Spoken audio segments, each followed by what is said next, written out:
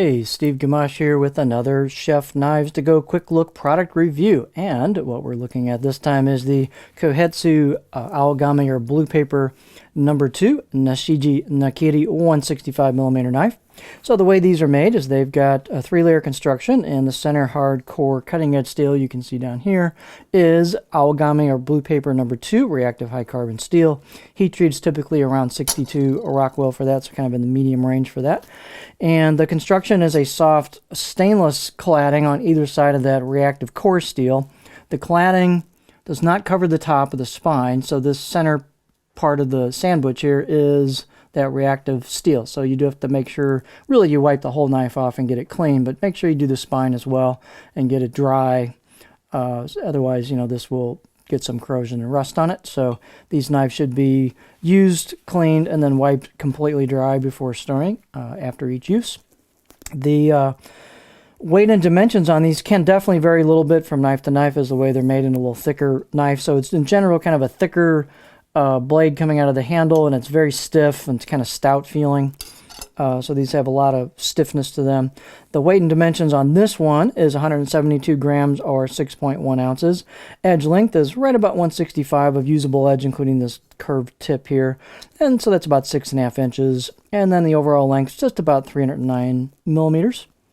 Spine thickness, as I said, these generally are fairly thick coming out of the handle. So above the back of the heel here, that is around 4.3 millimeters on this sample, and then slims down pretty quick to about 2.5, and then kind of keeps that 2.5-ish for the rest of the top of the spine. The height is about 49.4 millimeters at the back, and halfway down it's about 52.6. So you can see it gains a little height as you go towards the front of the knife.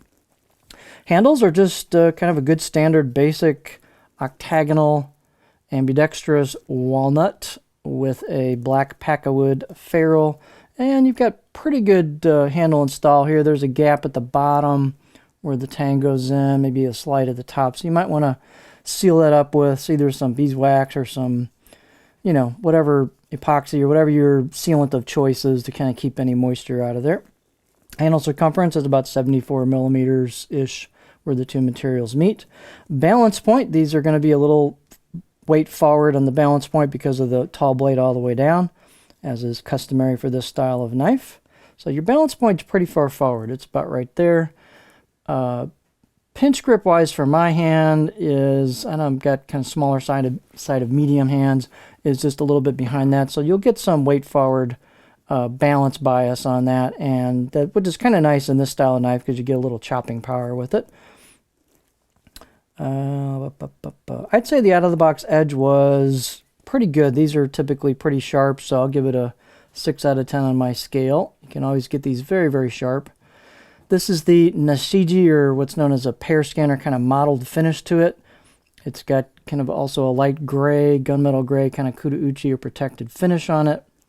And each knife is definitely going to be unique. They've got a sandblasted blade road on it, or bee-blasted, sandblasted, however they do that, and then a polished spine at the bottom, or not spine, core steel peeking out from the cladding there, so it's really easy to see where the blade grind starts down towards the edge.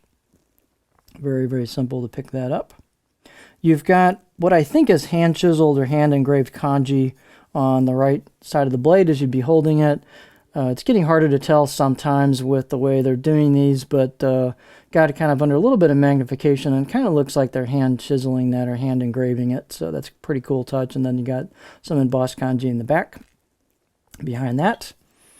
And just, again, nice looking blade. Performance is not off the charts because they've got a little bit of meat to them, but they do get fairly thin at the edge, as you can see.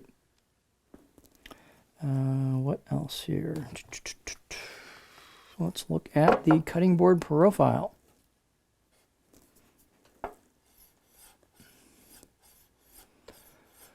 So, fairly curvy, not a ton of flat spot. So for a Nakiri, this is a little bit on the curvy side, but everybody's got their own preferences. So you've got a little bit of a kind of a shallow kind of curve towards the back, shallow belly towards the back, and a little bit more towards the front. So, you can rock Nakiri knives especially, they've got this curved tip on them versus a pointed tip. And so, this one in particular will rock pretty nicely. So if you want to do a little rocking with a Nakiri, this one would do it.